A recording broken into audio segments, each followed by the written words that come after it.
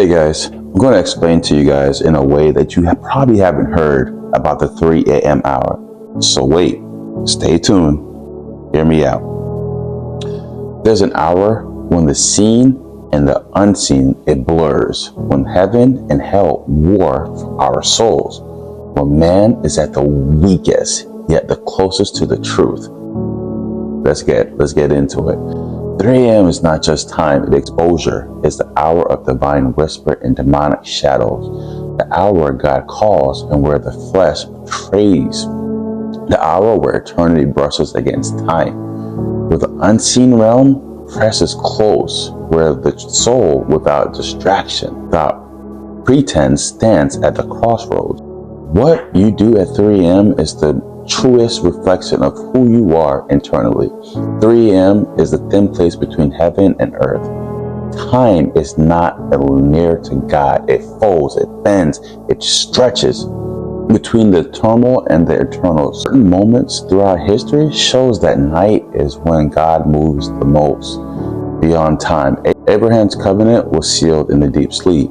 Genesis 15 through 12. Samuel heard God call in his quiet time at night. 1 Samuel chapter 3 through 10. Jacob wrestled with God until dawn. Genesis 32, 22 through 31. Jesus agonized in prayer before his crucifixion. Luke 22, verse 39 through 46. Why the night? Because when the world is silent, the eternity speaks. 3 a.m. is not random. It is a design threshold, a moment where God reveals, where spirit moves, where the destiny shifts. Some call it the fourth watch, others hour of the veil, thin.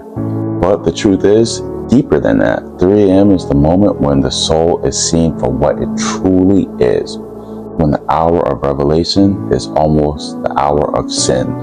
If 3 a.m. is when God speaks, why is it the hour when we fall? Because the truth demands a response, and the flesh resists revelation. Adam and Eve stood in the presence of God, yet chose the fruit.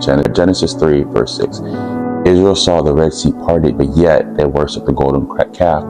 In Exodus 32, verse 1 through 4. Judas sat at table, but yet betrayed Jesus in Matthew 26, 14 through 16. The truth does not prevent revelation, it intensifies it. At 3 a.m., the distractions are gone. The mind stripped clear from the noise and silence in this world. It is the stillness that conviction is sharpens, that the consequence is at the loudest, that the spirit is most exposed. You hear me? In that moment, the vulnerability leaves. Only two choices are drawn. Draw near to God or run deeper into sin. Seek him or drown him out. Surrender or indulge in your sin. 3 a.m. does not change a person. It reveals who they really are. The war at the gate, heaven at hell, 3 a.m. 3 a.m. is an open door. Then both God and enemy are present. God speaks at 3 a.m. because the spirit is most open. Satan tempts at 3 a.m. because the flesh is most weak. This is why some wake up restless, feeling conviction, but refusing to yield. Some wake up in fear, sensing something is in the room with them, unseen presence close by. Some wake up from the dreams filled with divine warning or revelation. Some can't sleep, tormented by the weight of their choices. It is no accident that both holiness and most wicked things happen at that hour. The world is sleeping, but the spiritual realm is fully awake. 3 a.m. is where heaven moves, so does hell. And every soul awake in that moment stands between them. 3 a.m. a silent judgment that happens every night. Judgment doesn't wait for the end of time. This is why God knows what we do and who we are. It happens every night. Every night at 3 a.m. doors opens. Every night at 3 a.m. a soul stands before it. Every night at 3 a.m. a choice is made to step into the presence of God, turn further away from it. God does not need to wait until the final judgment to see who we are. He already knows this. He knows because he sees what we do in the silent hours when no one's watching, when we are alone with our thoughts, our sins, our convictions, our fears. 3 a.m. is the most where the weight of eternity presses and where we can either face it or flee from it. Some wake up praying, some hear God responds, some hear him and turn away. 3 a.m. is not about time, it's about truth.